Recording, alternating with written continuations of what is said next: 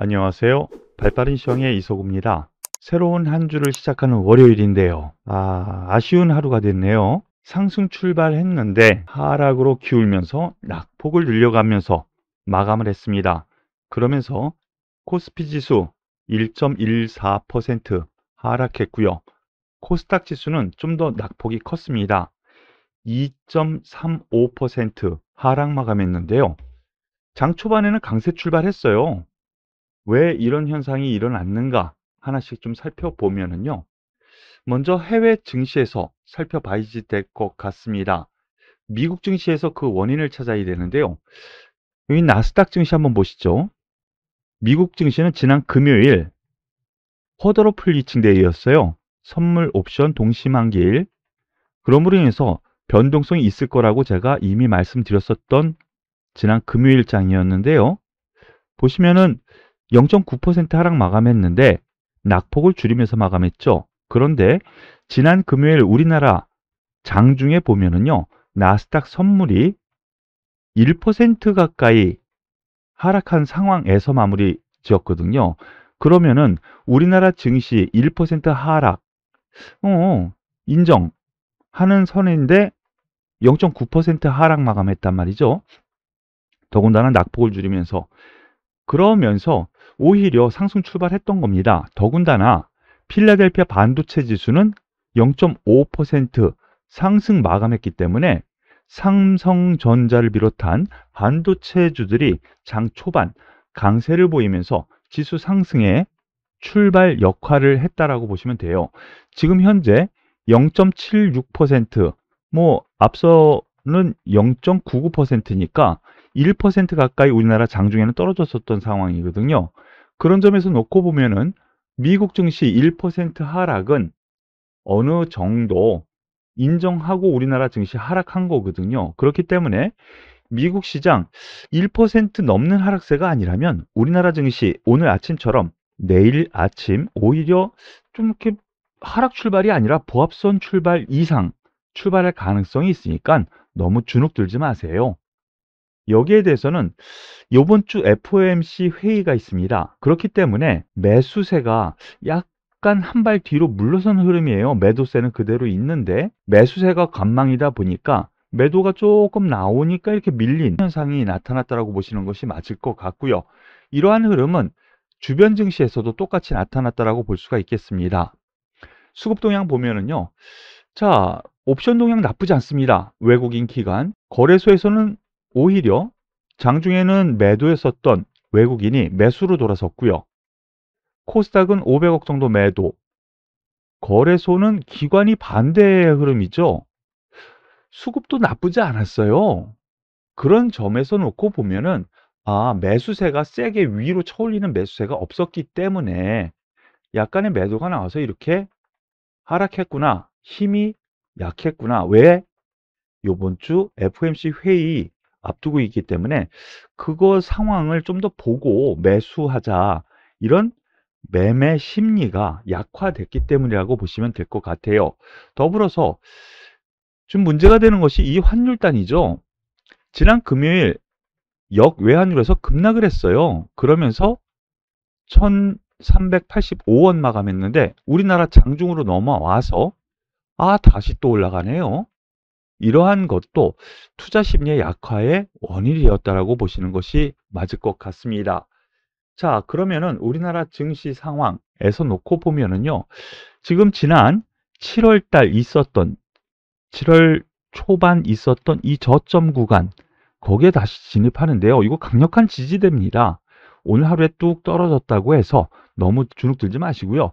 오히려 여기에서는 저가 매수가 맞는 구역에 진입해 있는 상태라는 점에서 놓고 보면은 오히려 좀 종목별로는 선별적으로 매수를 하는 것이 맞지 않을까. 가지고 있는 분들은요. 조금 지금 입장에서는 용기를 내는 것이 맞다라는 판단입니다. 그러면은 한 종목씩 살펴보도록 하죠. 오늘 특징주 삼성전자 먼저 봐야 될 것 같아요. 예, 여기 지지 구간이라고 말씀을 드렸고 오히려 매수라고 말씀을 드렸죠. 박스권으로 일단 인정을 하고 이탈을 하더라도 여기는 다시 와요. 라는 점으로 말씀을 드렸는데 앞서 보셨었던 것처럼 필라델피아 반도체 지수가 상승 마감한 영향이 있었고요. 그리고 지난 주말에 뉴스 보셨겠지만 대만에서 큰 지진이 났죠.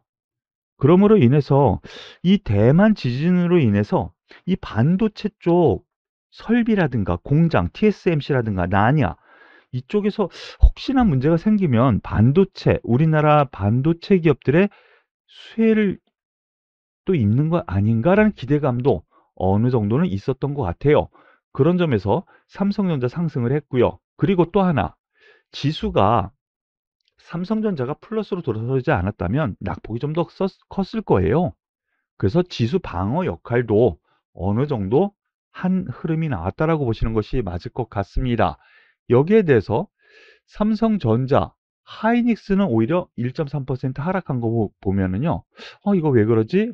라고 하실 수 있겠는데, 그 반대급부로 하나마이크론 상승 마감했고요.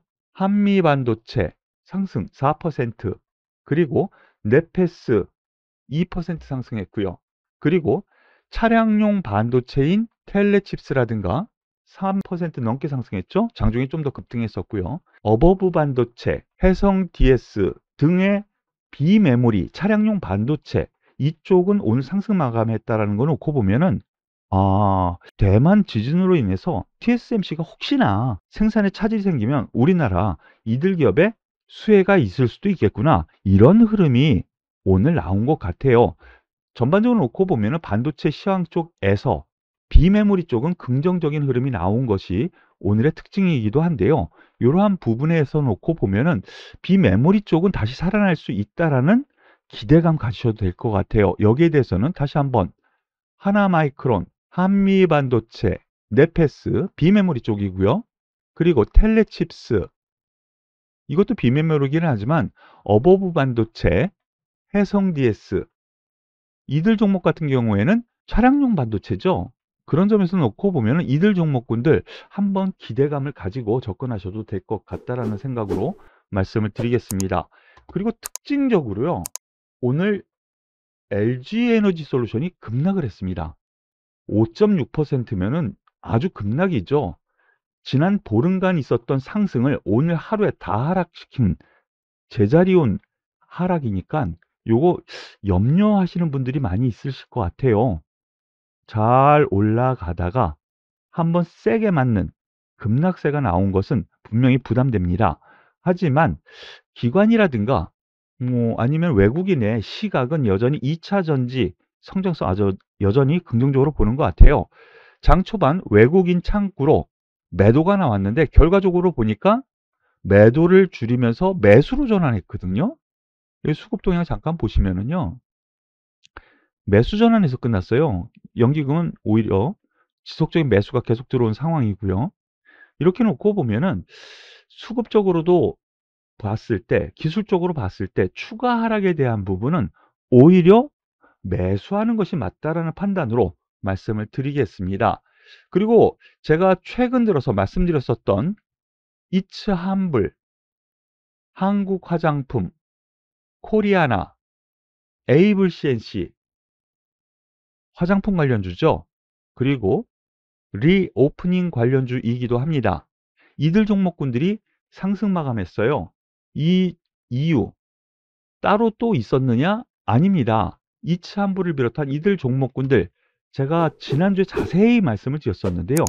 첫 번째, 장기 소외주이기도 하고요. 그러면은 탄력이 붙을 때 제대로 갈 수 있는 여건이 되는 거거든요. 저가 메리트가 있다라는 것이죠. 그리고 모멘텀거리로 말씀을 드리는 것이 노 마스크 기대감, 실내에서도 노 마스크 기대감이 있는 겁니다. 지금 현재 실외에서는 노 마스크 하죠. 근데 실내에서도 노 마스크 정부에서 조금씩 살펴보겠다 라고 또 멘트까지 지난 주말에 나왔어요. 그런 점에서 오늘 상승의 원인은 바로 이 노 마스크 실내에서도 기대감이 있었다 라는 점으로 해석하시면 되면서 지난주 말씀을 드렸죠. 예, 오히려 매수 관점으로 5일선 매수 관점으로 말씀을 드렸고요. 여기에 대해서 한국 화장품 뭐 똑같은 맥락, 코리아나 예, 거의 비슷한 맥락의 흐름이 나오죠. 거래량도 쓰는 거 보면은요, 오히려 조정시 매수 관점이 맞겠고요. 에이블 CNC는 뭐 개별적인 요인도 있지만은 같은 맥락으로 생각을 하셔도 되지 않을까라는 생각입니다. 다만 이 아모레 퍼시픽 같은 경우에는 실적 부담이 좀 있는 것 같아요. 대형주이기 때문에 프로그램에서도 자유롭지 못한 상황이기 때문에 이러한 오늘의 하락이 좀 나왔기 때문에 역시 화장품주 같은 경우에는 중소형주 단 이 모멘텀에 좀 탄력적으로 움직이는 이츠한불이라든가 한국 화장품 이들 종목에 좀 더 집중하는 것이 맞지 않을까라는 판단까지 말씀을 드리겠습니다. 더불어서 모두투어, 롯데관광 그리고 하나투어는 하락했지만 하나투어까지 모두투어 네, 상승세를 유지하면서 잘 상승하고 있습니다. 해외 관광에 대한 지금 진행 중에 있고요. 그리고 미국, 일본, 유럽 모두 노마스크 진행 중이고 점차 여행객에 대해서 비자 발급에 대해서 예, 좀 더 완화하는 흐름. 그럼 좀 더 자유롭게 해외 여행을 갈 수 있는 것이고 가장 우리나라 입장에서는 여행을 많이 하는 중국, 일본 그중에서도 일본에서 무비자 예, 여행에 대한 기대감이 있는 것이죠.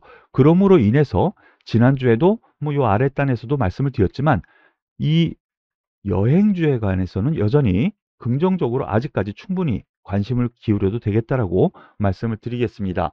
더불어서 오늘 다른 대형주 단은 하락했는데 현대차는 오늘 또 상승 마감했어요. 장중에는 하락하는 흐름이 좀 나왔지만 다시 올려붙였고요. 기아 같은 경우 뭐 하락 마감했지만 양봉 마감이죠. 낙폭을 줄이면서 보합선 마감을 했다라는 거 놓고 보면은 왜 그럴까요? 그렇습니다. 환율이 상승하면 환율 수혜주, 원달러 환율 상승 수혜주로 분류가 된다는 점을 여러분께서는 꼭 메모를 하시거나 기억을 꼭 하셔서요. 이들 종목군들은 아직 여유가 있어 보여요. 첫 번째, 원달러 환율 수혜주 그거이기도 하지만 그 이상의 흐름에서 놓고 보면은요. 시장 점유율 확대 여기에 초점을 맞춰 나가는 것 같아요. 그러니까 이러한 부분까지 모두 생각을 하면은 지금 시장에서 뭐 대형주 단에서는 자동차주가 일단 1순위로 꼽고 그리고 2차 전지 이것도 자동차주죠. 예, 2차 전지 관련주에서 지금 급락한 LG에너지 솔루션도 관심 있게 보셔도 되지 않을까라는 판단으로 오늘 장 마무리 짓도록 하겠습니다. 오늘 월요일인데 힘드셨죠? 저도 힘들었었던 하루였었던 것 같아요. 하지만 내일이 기대가 될 수 있는 흐름이 나올 것 같습니다. 그러니까 오늘 장 마감 이왕 끝난 거요.